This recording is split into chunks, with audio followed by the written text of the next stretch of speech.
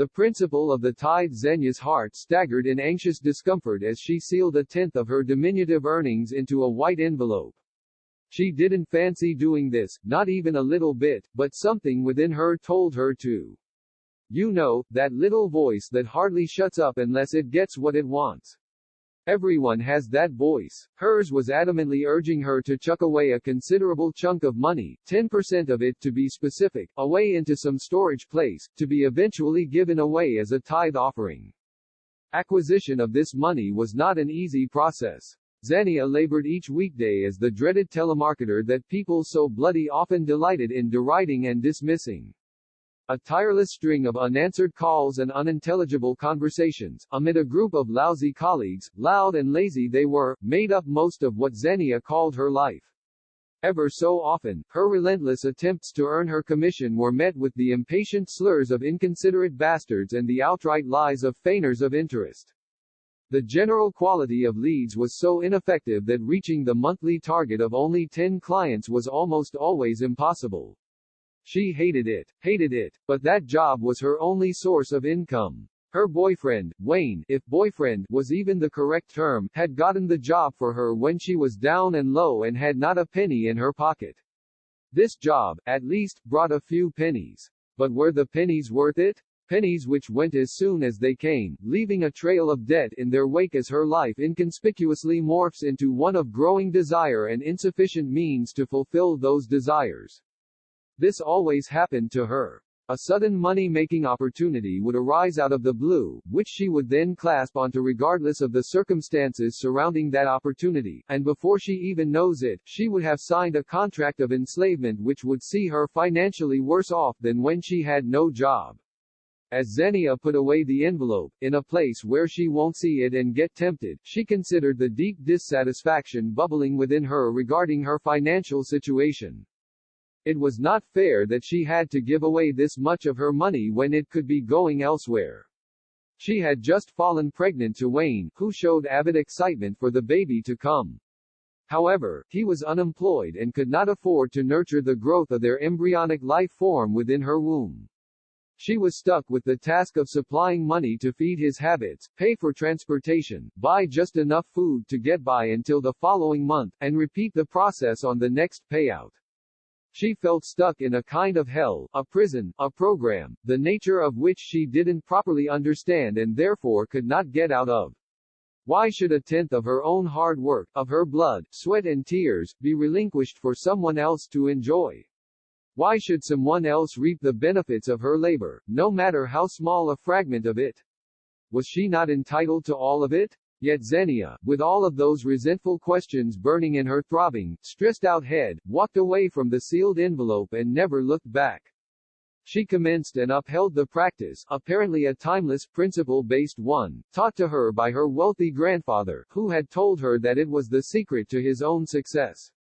Wayne mocked her decisions, but that voice within her, that voice that never shuts up unless she heeds what it says, had repeatedly derided his opinions and urged her to stick to her course. And so she did. 9 months later. Xenia's birth-giving experience was a swift one. She had been conscious through all of it. And her heart had sung happily when the fluid-covered newborn appeared before her line of sight. His name was Zion and he weighed exactly 2 kilograms. If he had been a single unit less than that, Xenia mold, he would have been carried off into some incubator. A nurse stood by her bed in a ward of 6 new mothers, a morbid expression on her face. The new, tired mother ignored the way that the nurse's expression made her feel as she yielded a horrid needle upon her throbbing vein. When it punctured her soft flesh, she willed her attention towards little Zion. So little he was, she thought, that he could almost fit into his father's hand. The tall, rambling figure that was the father of her son stood beside the unfriendly nurse. "He's so handsome. He looks just like his father," was all he kept on saying for the entire duration of his 1-hour stay. Xenia withered at the thought of having a baby with someone who did not care much for her well-being.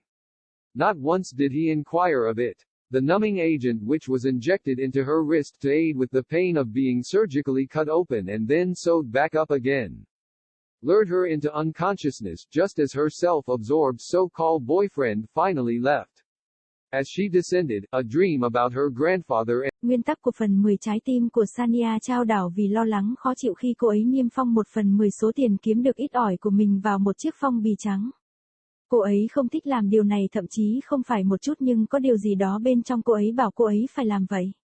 Bạn biết đấy, giọng nói nhỏ bé đó khó có thể tắt đi trừ khi nó đạt được điều nó muốn.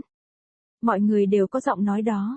Hers đang cương quyết thúc giục cô cất một số tiền đáng kể, cụ thể là 10%, cất vào một nơi cất giữ nào đó, để cuối cùng được cho đi như một của lễ phần 10. Việc mua lại số tiền này không phải là một quá trình dễ dàng. Xania lao động mỗi ngày trong tuần với tư cách là một nhà tiếp thị qua điện thoại đáng sợ mà mọi người thường rất thích tìm kiếm và loại bỏ.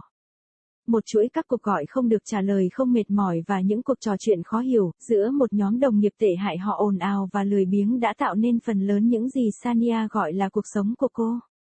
Thường xuyên như vậy, những nỗ lực không ngừng của cô ấy để kiếm được tiền hoa hồng của mình đã vấp phải những lời chửi bới thiếu kiên nhẫn của những tên khốn thiếu nghiêm túc và những lời dối trá hoàn toàn của những kẻ giả tạo vì lợi ích.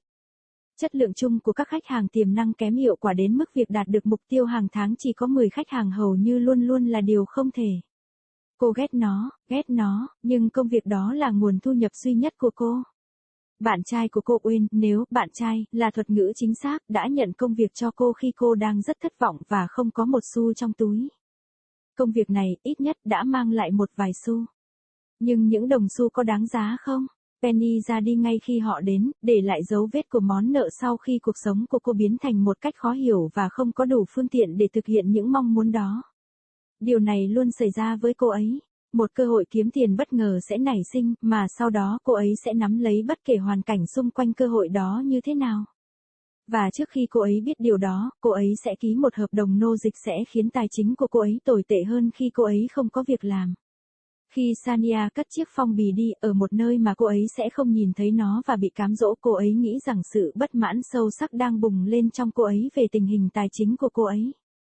Thật không công bằng khi cô ấy phải cho đi số tiền của mình khi nó có thể được chuyển đi nơi khác. Cô vừa mang thai Wayne, người tỏ ra háo hức mong chờ đứa con sắp chào đời. Tuy nhiên, anh ta thất nghiệp và không đủ khả năng để nuôi dưỡng sự phát triển của hình thái phôi thai của họ trong bụng cô. Cô bị mắc kẹt với nhiệm vụ cung cấp tiền để nuôi thói quen của anh ta, trả tiền đi lại, mua thức ăn vừa đủ cho đến tháng sau, và lặp lại quy trình vào lần thanh toán tiếp theo. Cô cảm thấy bị mắc kẹt trong một loại địa ngục, một nhà tù, một chương trình, bản chất của nó mà cô không hiểu đúng và do đó không thể thoát ra.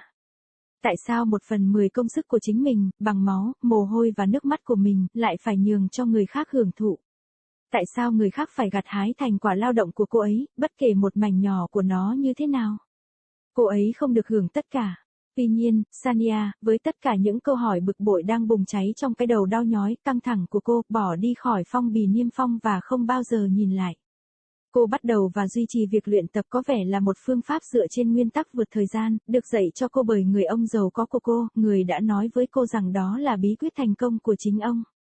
Wayne đã chế nhạo những quyết định của cô ấy, nhưng tiếng nói đó bên trong cô ấy, tiếng nói không bao giờ tắt đi trừ khi cô ấy chú ý đến những gì nó nói, đã nhiều lần chế nhạo ý kiến của anh ấy và thúc giục cô ấy đi theo con đường của mình. Và cô ấy đã làm như vậy. 9 tháng sau, huyền trải nghiệm sinh nở của Xania diễn ra nhanh chóng. Cô đã nhận thức được tất cả những điều đó. Và trái tim cô đã hát sung sướng khi đứa trẻ sơ sinh đầy chất lỏng xuất hiện trước tầm mắt của cô. Anh ta tên là Ryan và anh ta nặng đúng 2 kg. Xania nghĩ nếu anh ta chỉ là một đơn vị nhỏ hơn thế, thì anh ta sẽ được đưa vào một cái lồng ấp nào đó. Một y tá túc trực bên giường của cô ấy trong khu dành cho 6 bà mẹ mới sinh, vẻ mặt bệnh hoạn. Người mẹ mới, mệt mỏi phớt lờ cách mà biểu hiện của y tá khiến cô cảm thấy như thế nào khi cô đưa một mũi kim khủng khiếp vào tĩnh mạch đang đau nhói của cô. Khi nó đâm thủng da thịt mềm mại của cô sẽ chú ý đến bé Ryan. Cô bé nghĩ rằng cậu bé gần như có thể nằm gọn trong bàn tay của cha mình. Dáng người cao, siêu vẹo đó là cha của đứa con trai cô đứng bên cạnh cô, y tá không mấy thân thiện. Anh ấy thật đẹp trai. Anh ấy trông giống hệt cha mình, đó là tất cả những gì anh ấy nói trong suốt thời gian ở lại 1 giờ của mình. Xania héo mòn khi nghĩ đến việc có con với một người không quan tâm nhiều đến sức khỏe của cô. Không một lần anh ta hỏi về nó. Chất gây tê được tiêm vào cổ tay của cô ấy để giảm đau khi bị phẫu thuật cắt da và sau đó lại được gieo vào lại, đã khiến cô ấy bất tỉnh ngay khi người bạn trai được gọi là tự ái của cô ấy cuối cùng cũng rời đi. Khi cô ấy đi xuống, một giấc mơ về ông của cô ấy M.